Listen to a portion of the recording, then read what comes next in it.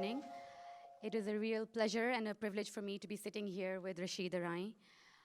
Rashid really doesn't need an introduction, at least not in this part of the world and in this gathering.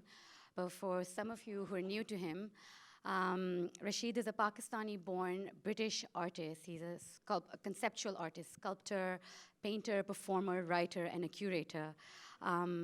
And with no really formal training in sculpture, and it was his work as a civil engineer and an early encounter with the sculptures of Anthony Caro, which kind of influenced the formal language and his use of industrial materials that you will see in his more best-known works. Since he moved to London in 1964, he has systematically fought the system through his art and his writing. And he's been at the forefront of politically charged discourse with artists, institutions, and audiences. He's also considered one of the pioneers of minimalist sculpture in Britain.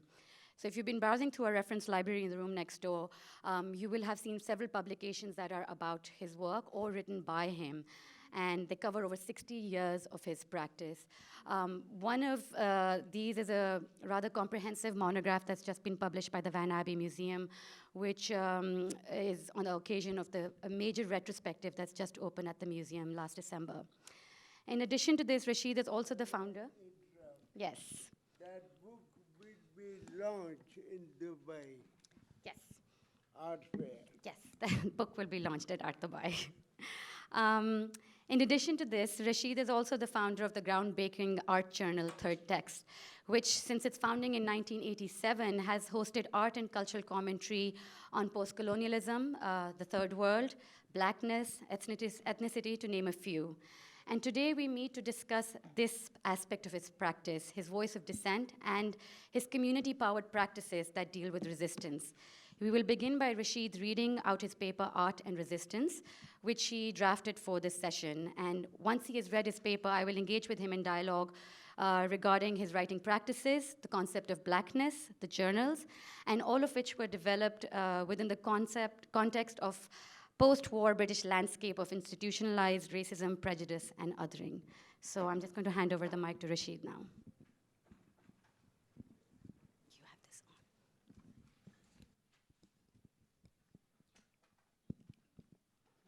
What can I do? I have to hold Okay, I will hold it.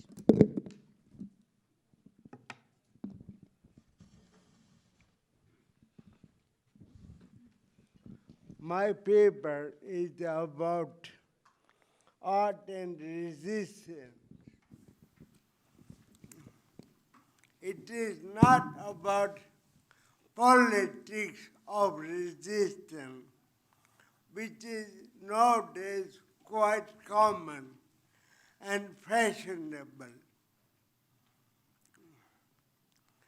Most people don't realize that resistance can take place within art, within the discourse of art, without turning it as a political issue. Of course, there are political issues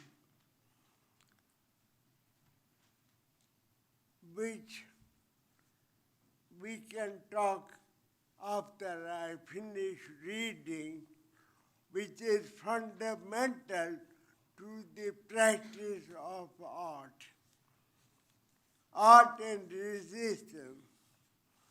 Throughout history, art has moved forward with new ideas only when it resisted the established order, thus creating the march of history which brought us to the modern age.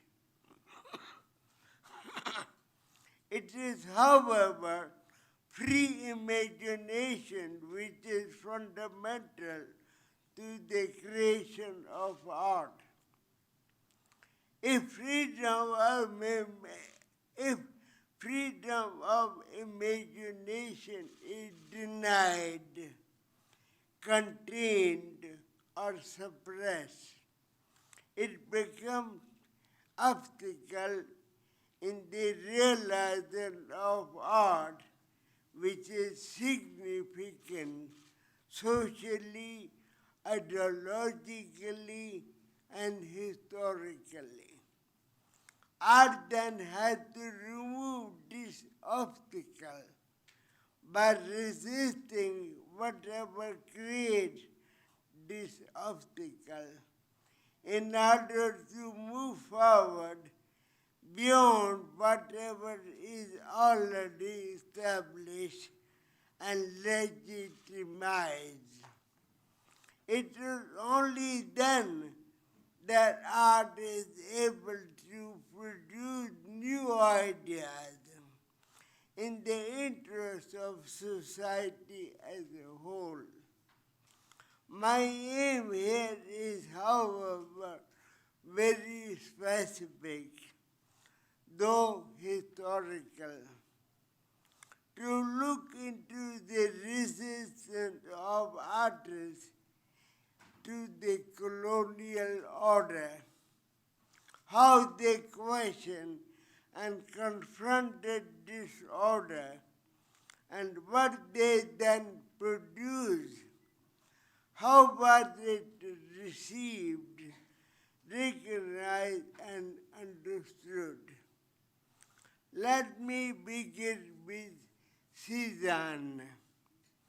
In order to understand the importance of the issue, which is historically fundamental, it was Cézanne's constant and persistent resistance to what was expected from him as an artist, even when he was denounced by Emile Zola, who had a powerful position within the art world of Paris at that time, which created a vision that led to Cubism, the foundation of modernism in the 20th century, and gave us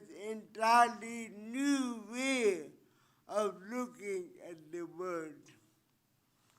Although Cézanne faced the obstacle of predetermined ideas, but he was not denied his freedom to question and resist these ideas, which brings me to the most important question here.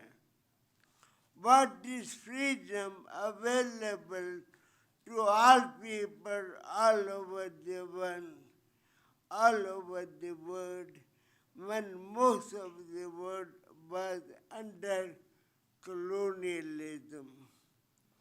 The answer to this lies in the contradiction of what was and has been used to legitimize colonialism as an advancing and progressive force in the interest of all humanity. While the West took the progressive ideas of the Enlightenment, the ideas of universal freedom and democracy, to the colonies with the claim to modernize them, the people of colonies could not be allowed full participation in the process, which would abolish the difference between the ruler and the ruled. It was this difference, in fact the racial difference, which was fundamental to the continuity of colonialism, could not prevent the colonized to struggle for freedom and equality, producing the resistance of ours against the colonial order. Colonialism was, however, not merely the brutal force occupying others' lands, but it also introduced in the colonies a liberal system of education that would allow the natives enter the system and participate in its running. It was this educated class of natives who subsequently began to question the system, and by resisting and confronting it, eventually demanded the independence of their countries. It was, in fact, this westernized educated class which also produced modern artists in the colonies who adopted modern ideas in opposition to the colonial attempts to keep them either within their own traditions or in the most conservative forms of Western art. There thus emerged progressive group of artists in various parts of the colonized world, such as the group 42 in Sri Lanka, then Ceylon in 1942, and the progressive artist group in India in 1947, who by resisting what the colonial ideology wanted to impose upon them, declared their alliance with modernism, and in doing so opposed and confronted colonialism as part of the anti-colonial struggle.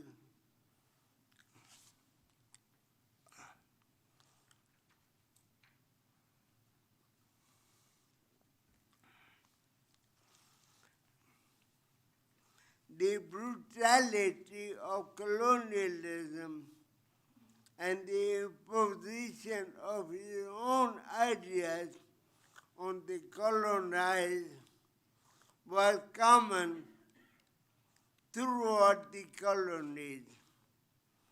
But the situation in South Africa had been somewhat different, with its most brutal form of colonial system, which used violence to keep the people separated on racial grounds, which finally led to the establishment of apartheid in 1948.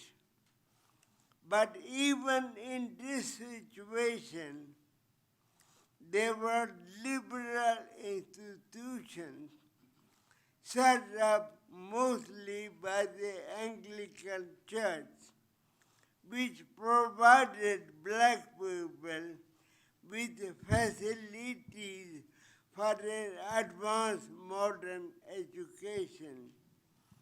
It was in one of these institutions Nelson Mandela was educated, who led the political struggle against apartheid.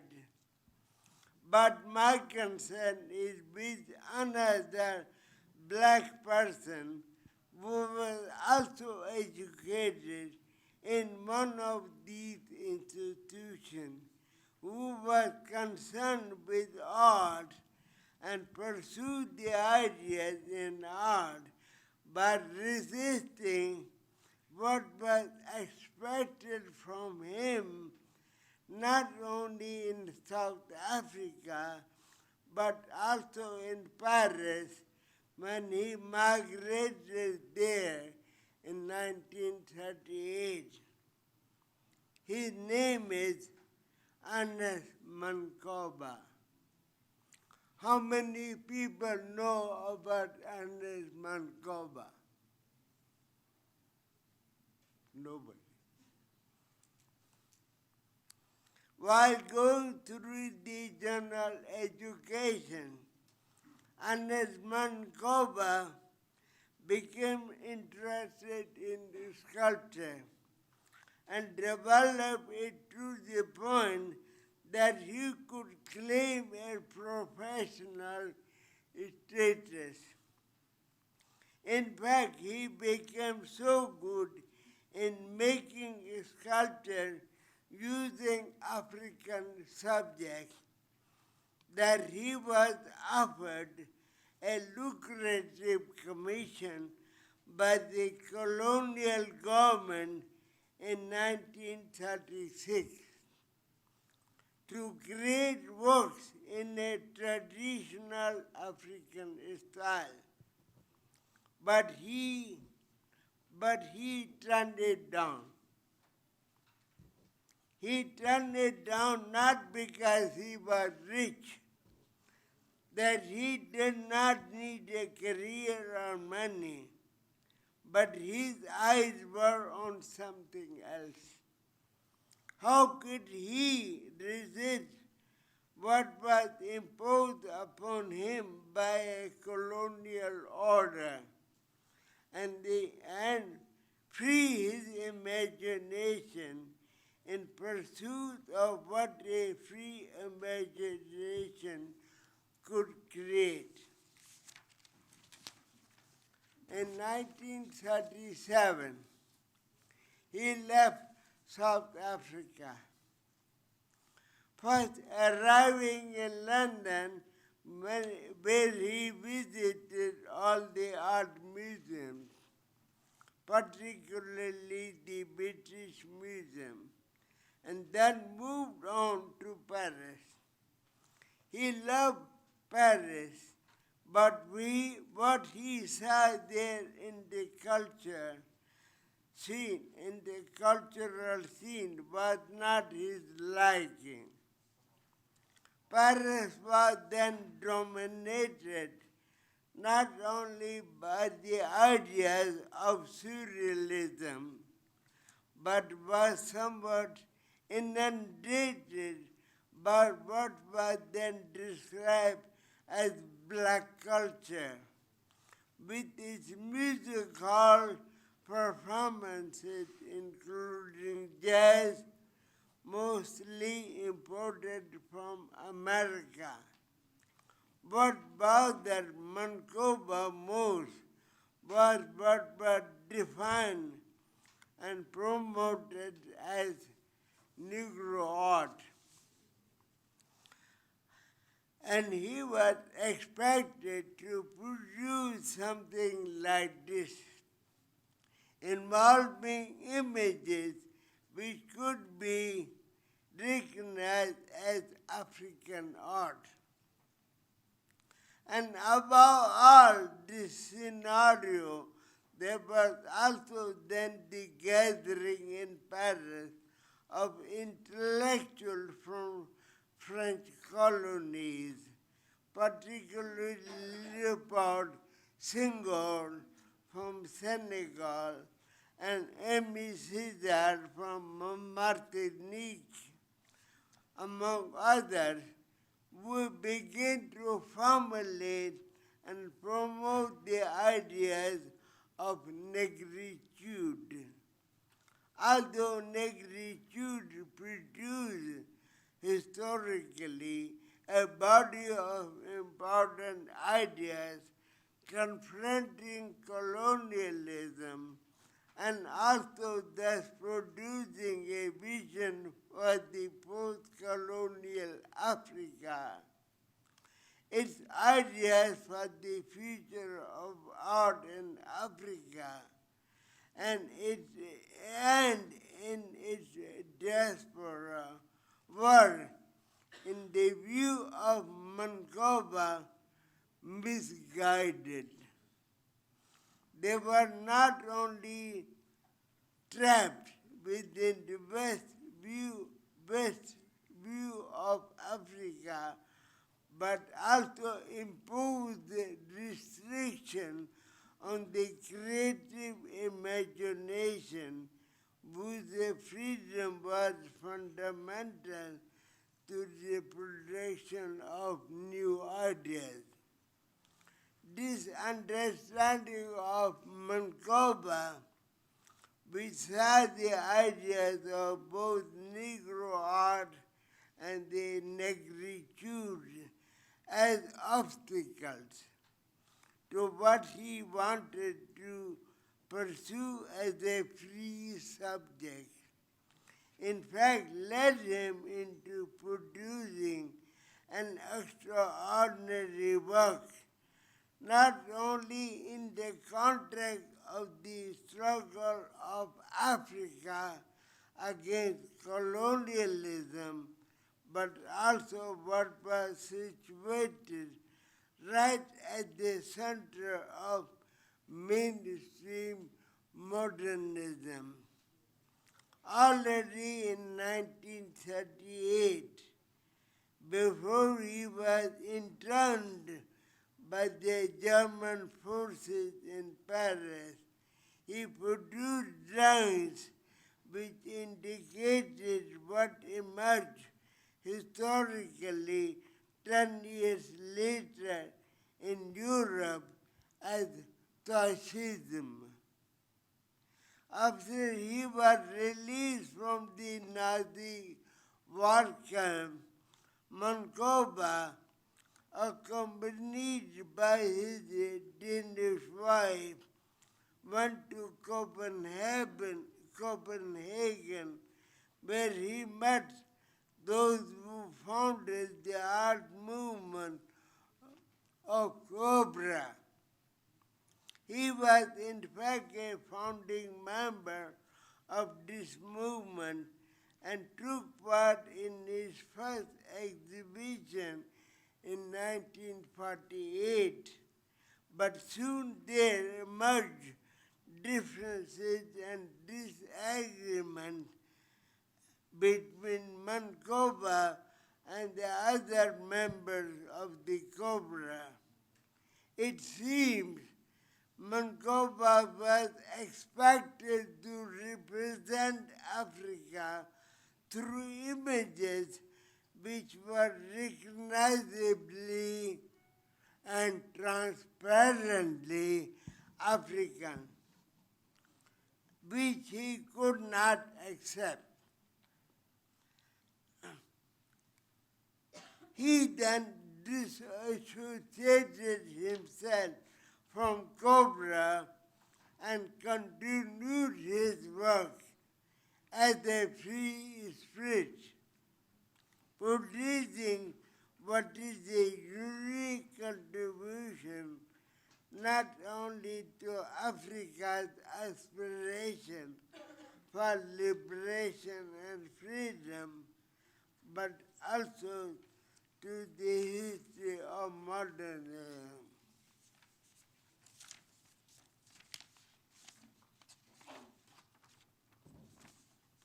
What is also important here to point out that the Cobra is historically recognized as an important avant-garde movement, but without in it Mancoba. Mancoba was, however, fully aware of the situation he was in. And he also realized that he had not left the colonial order behind in South Africa, but what he faced now in Paris was the same order, but without different views. It was not as brutal as in Africa. In fact, Paris was quite happy to receive and welcome others within its rank with benevolence which would disguise its colonial view of things. But Montgomery ignored all this, considering it as a distraction, and continued with his work, producing what, in my view, is an extraordinary achievement, both historically within the mainstream trajectory of modernism, as well as what placed Africa right at the center of it.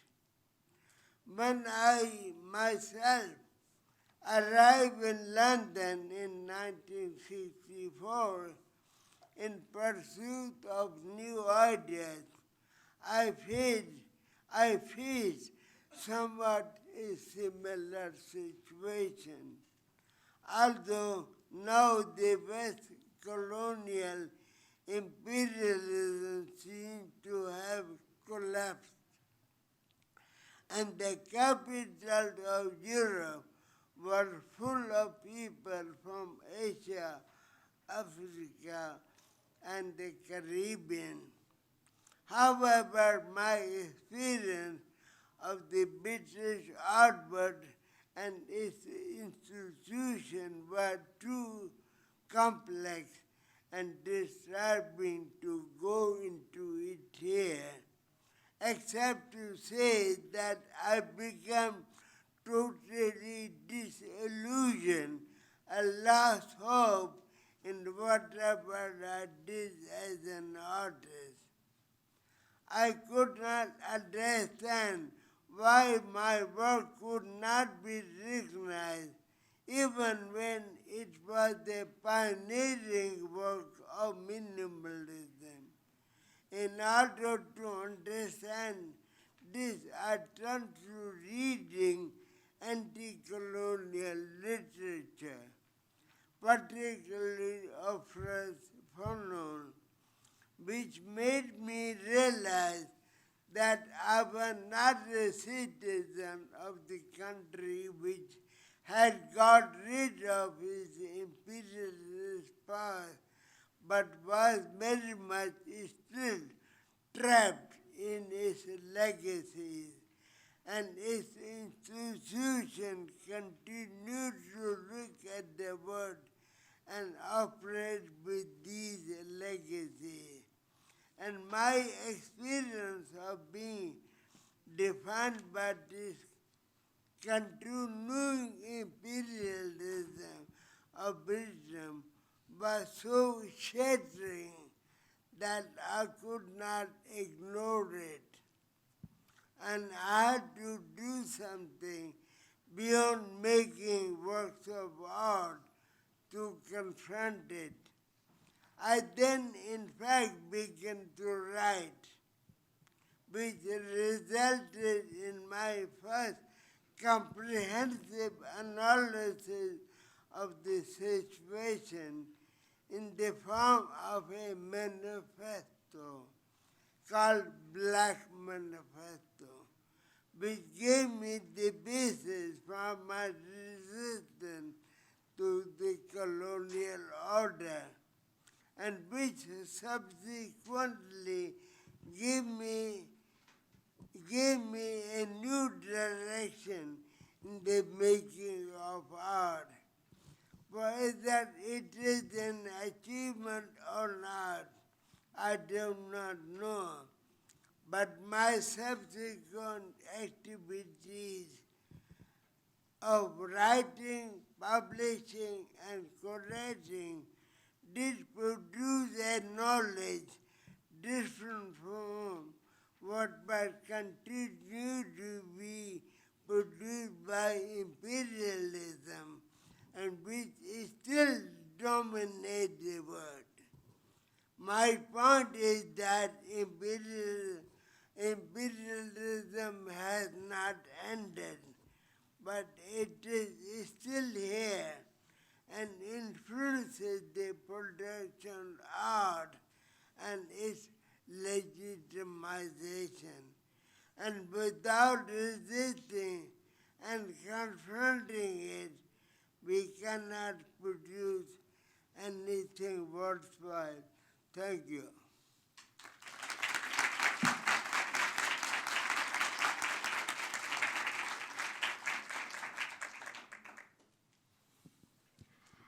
Thank you so much for this paper, Rashid. I think it gives a great insight into how the journals came about.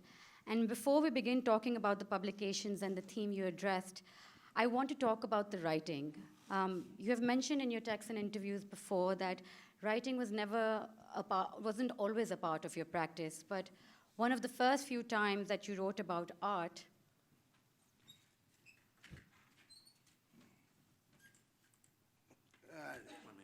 One answer. It's okay? One of the first times that you wrote about art was in writing a statement for your work, which was deemed a common practice in the 70s.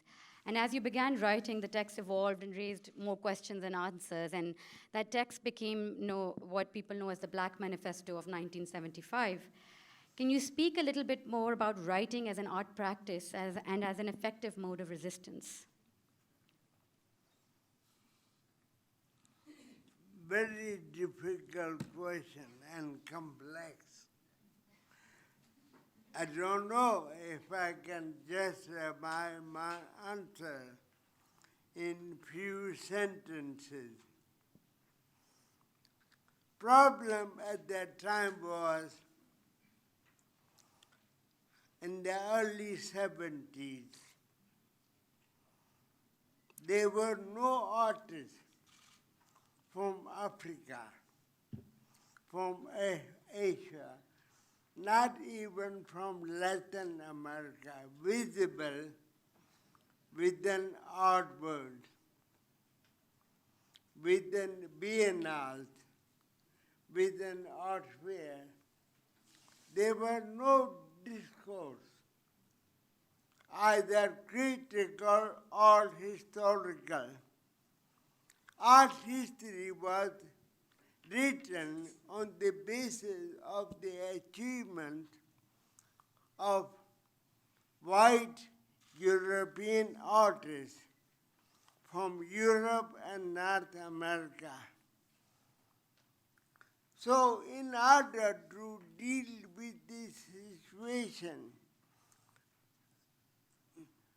without dealing with this situation, I could not continue my practice as an artist because whatever I did had no context. There were no discourse which would understand and legitimize my work, which was also, I realized, applied to all artists from Africa and Asia and the rest of the world. What was needed at that time was not to do artwork to confront the system, to analyze the situation for which we needed a new way of writing. We needed a new way of analyzing the thing. We needed a new way of looking at the thing. We needed a way to confront the system by exposing its whatever it was and within the colonial order. So I began to scribble notes on their basis, which became a long, very long statement of almost 100 pages, which took me 4 months to do it. And I called it Black Manifesto.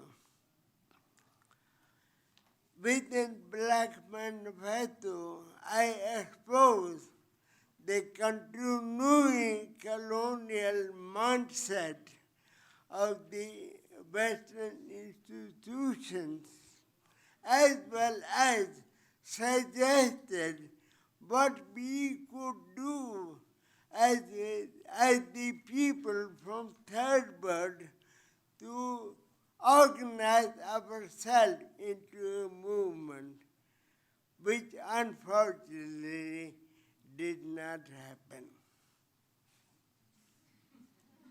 This actually leads really well into the next question, because I think certain people do ask about the use of blackness, the term. I mean, your art, writing, and curatorial practices look at the idea of blackness and the Black Manifesto we just discussed. But it also led to the publication's Black Phoenix in 1978. And then you were also a speaker at one of a very important event, which was the first National Black Art Convention in 1982. And then you curated Essential Black Art at the London's Chisenhale Gallery in 1988, and then the groundbreaking exhibition, The Other Story, at Hayward in 1989. And so the term black is not specific to a political identity and not a typical one. Can you talk about more the use of black and what you were encompassing within that term? Well, there are different definitions of blackness. One is based on the color of the skin, particularly of African people, which is still accepted by many African people, particularly in America and Britain. But at the same time, blackness was also the other of the whiteness. Whiteness, there's no such thing as white race. There's no such thing as a black race. There are variations of colors. Even among Europeans, there's no such thing as white people. I haven't seen any European who is white. Is either diamond color or pink color or some other color, light or brown. Around Mediterranean, it's slightly brownish.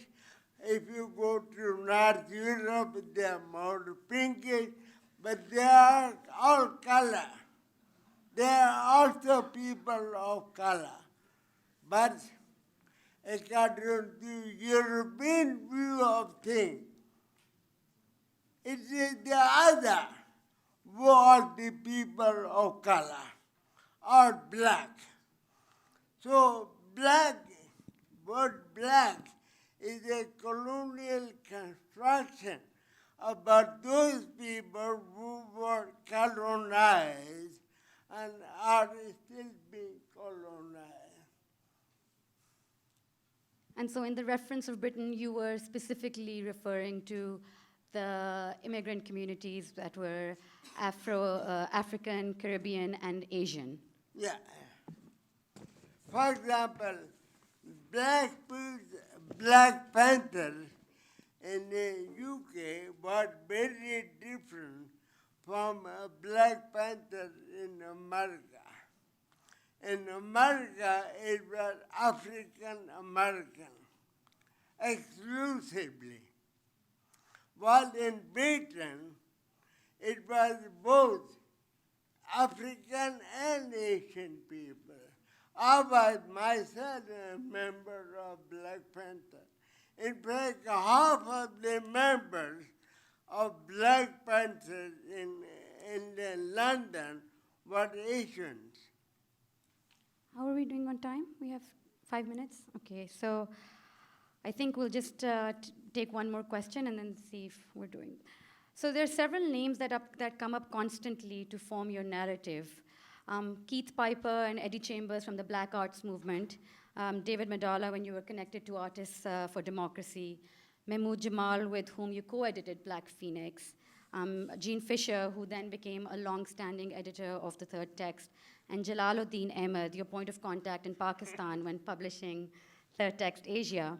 And your own art practice talks about public consciousness and the collective.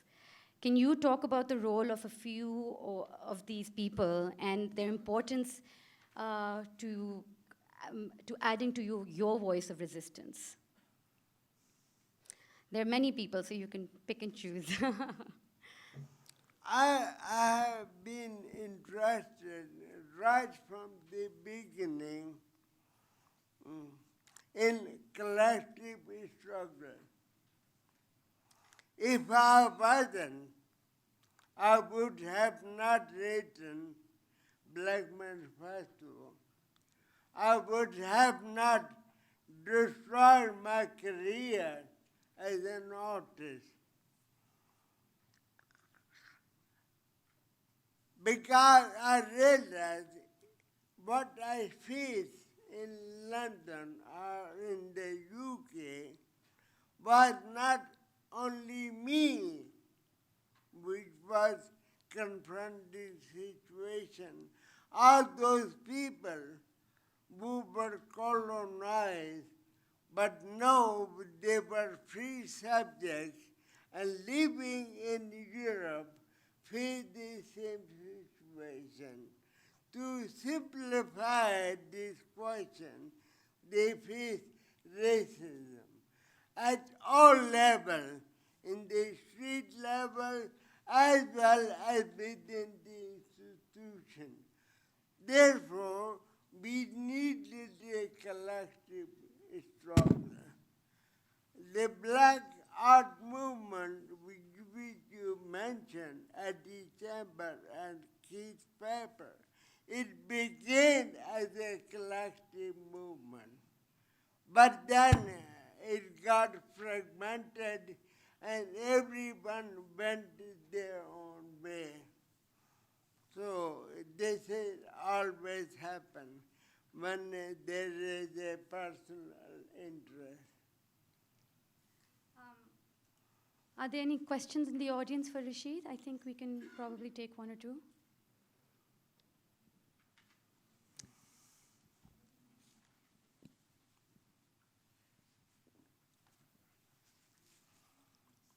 Hello. I was just wondering, you spoke about the 70s and how there were no African artists, Asian artists represented in these international art events. So things have shifted now. There are artists being represented, but of course there's still these conflicts arising. There's issues of representation, of suppression of marginalized voices still. So I was wondering, in your opinion, how can we continue this resistance in art writing and in publications, especially for the younger writers and artists working today? Can you repeat what? She said, when you said in the 70s, there was not that kind of representation at fairs and biennales for artists of color and brown artists, and now there is a difference. You see that representation more. So can you repeat the last part to guide the writers? So the new challenges and conflicts in representation, how would you guide people to tackle this in writing and publications? No, the situation now is much more difficult than it was in the 70s.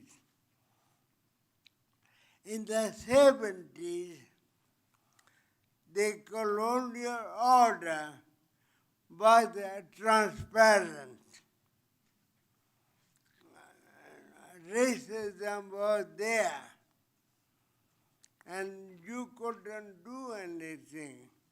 No, there are laws against racism.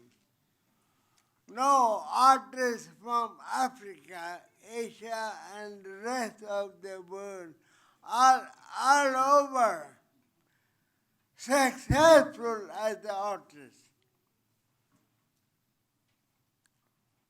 which has created very difficult situation because you can no longer accuse the system of ignoring or removing the rest of the world from the artistic discourse.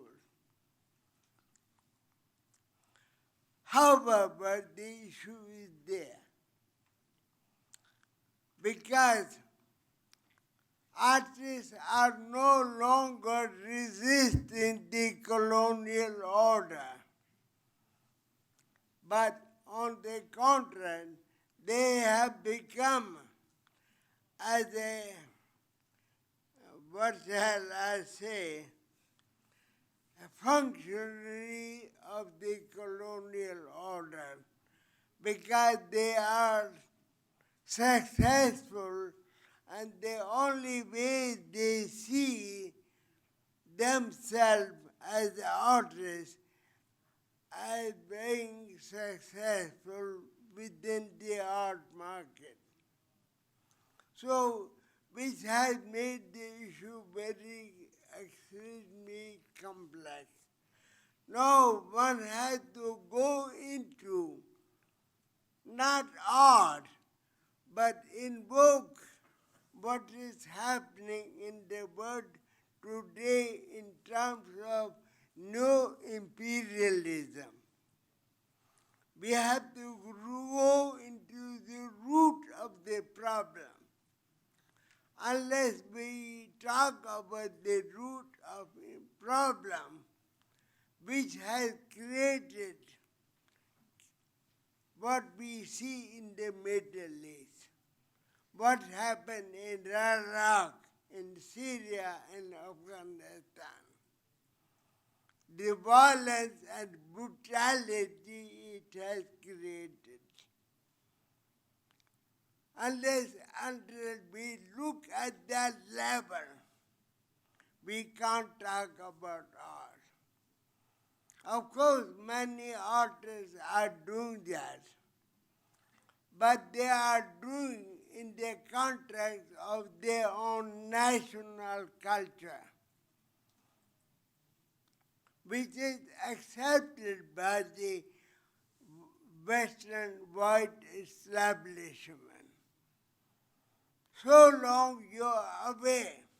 If you're Pakistani, do something criticizing your government, criticizing your culture, criticizing your religion, and they would love you. If you're Chinese, do something about China. Criticize the lack of democracy in China, and you become a hero in the West. So that's the situation. I have no solution to it. Okay, so we've run out of time. I would encourage you to, no, this can go on for a long time. But I would encourage you to kind of seek him out later and maybe address your questions because there's a lot of rich conversation in there. Thank you so much, Rashid. This was a pleasure.